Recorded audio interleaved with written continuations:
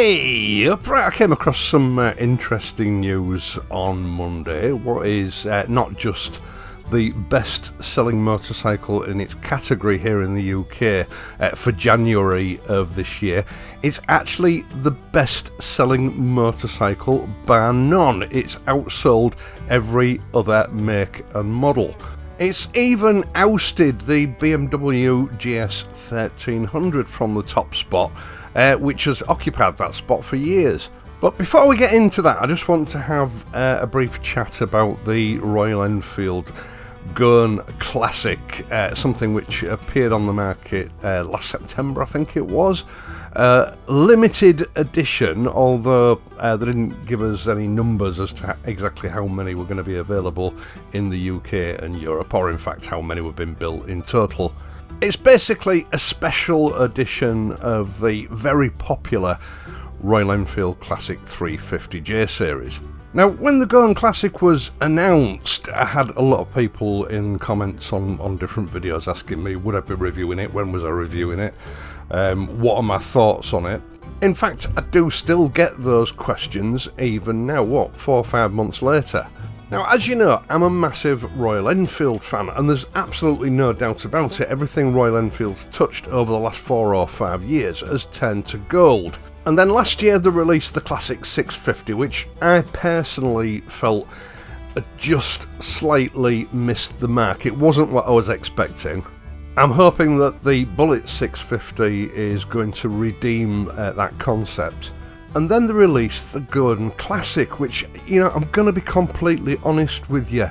To me, it looks hideous. Now, it's a factory custom based on the Indian culture motorcycle custom scene of the 1970s, which to my mind taps into the Western flower power culture of the late 1960s. And that is the complete opposite of modern classic culture of today. Now, it's not pure classic 350, it's been slightly modified with shorter mudguards, a modified silencer. So far, so good, but then they added sort of medium-length ape-hanger handlebars, which I hate, and white-wall tyres. But most of all, it was the colour scheme that put me off, because as soon as I looked at this bike, the first thing I saw was a two-wheeled mystery machine from Scooby-Doo. And once I'd seen that, I couldn't unsee it. Now, I like to keep all product reviews on this channel as positive as possible, so to that end, I don't review things that I don't like, because, you know, negativity is ultimately going to come out in that review. So I decided just to leave the Gone Classic to other channels, let them do their thing, and I stayed clear of it. Now, I'm not saying that it's a bad bike, I'm just saying that, you know, the sort of concept doesn't translate well here into the UK. I'm sure there are a lot of people that love it, and I'm sure there are a few people that have bought it, but it being a limited edition release, normally they sell out pretty quickly. And I don't think I was far off the mark, because looking around on Monday, there are still 1 or 2 Royal Enfield dealerships who still have them on the hands on the showroom floor. So, yeah, it doesn't look like it's been a raging success. For me personally, the original J Series Classic can't be beaten. It's simple and tasteful. Now, motorcycle sales figures for this January has been a bit of a surprise. Let's just go back to last January first. That is January 2025. Now, of course, the Honda GB 350S was released last January. Royal Enfield had a bit of a problem last January, because a lot of UK models had been pre-registered at the end of 2024, and it took them some months to clear that backlog of pre-registered machines before they could actually start selling new machines in any sort of quantifiable numbers. Now, Royal Enfield hasn't released their 2025 sales figures as yet, but I suspect they probably weren't very good. Now, dealers pre-registering models at late 2024 is one thing. You know, those models are not actually sold, they're registered, but sales figures go on the amount of registration, so it will have sort of pushed their numbers up for the end of 2024, but it pulls them back in 2025 because those unsold models then have to be sold, which significantly eats into the sales of new models for the new year. And, you know, in 2025, it's got to be said, Royal Enfield suddenly encountered a lot of competition from elsewhere. Now, the 400cc Baby Bonnevilles from Triumph will have had some effect on Royal Enfield in 2024, but I think, you know, they're a little bit overpriced. And even though, you know, the Triumph did well when it was first released, as any model potentially can, I think it started losing ground again to Royal Enfield as 2024 moved on. Now, January 2025, of course, the Honda GB350S. Best-selling bike in January 25, and it held that position until July 2025, when Honda basically ran out of bikes to sell.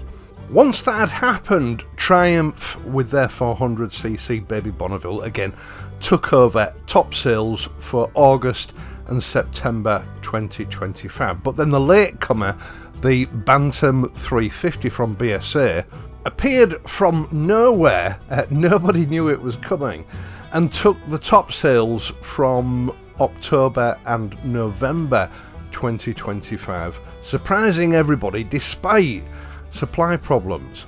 Now, there appears to be a bit of a price war going on in this segment. The Bantam is an incredible little motorcycle. It's also the cheapest, around £3,500.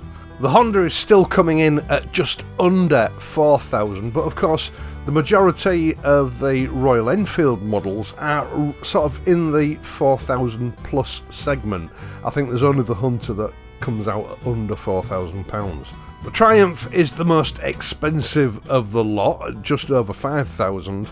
And at the moment in the UK, money is tight for everybody. We're in a cost of living crisis, so little wonder really that the little Bantam took top spot for October and November 2025. But then the GB350 from Honda came back into supply in December. Now, these Hondas had been on a waiting list, remember, since July 2025, and sort of the release of, you know, that production run was staggered over December and January 2026. So it's got to be pointed out that the inflated sales of the Honda in January this year are artificial due to those waiting lists. In fact, those bikes have all gone again now, and people are now having to wait until April for the next batch to come through. But artificial or not, the Honda GB350S has managed to do something that no other motorcycle has done for at least a decade, maybe longer, and that is it's knocked the BMW GS 1300 off the top sales spot for January. I can't remember that happening in the past, or the last time that it happened, and it beat the GS by quite a margin. Now, January is generally a slow month here in the UK because of the weather, and it doesn't normally pick up again until about April time. So we're not talking about record-breaking numbers here, it's all comparative. What I think is possibly going to happen, and this is just, I've spoken to one or two dealerships and how things are going, and it's my sort of theory based on what I've been told. Honda have essentially run out of bikes again until April. But I know from reading comments on this channel that a lot of people, and I mean a lot of people, have the name down. They've ordered one for that April sort of influx of new bikes.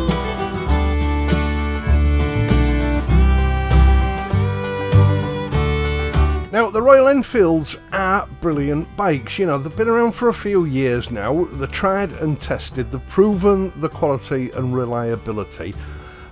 But they're getting a bit old hat now for everybody. although I've got to say they are a staple in this segment. Now, what I think is probably going to happen is for February and March, the Bantam is going to take over top sales again.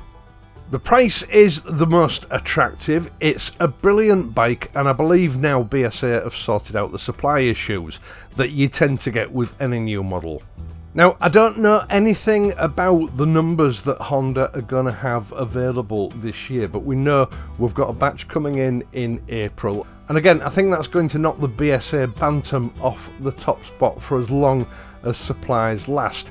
We might see this happening until July time, but it's all very dependent on the numbers that Honda plans to bring into the UK.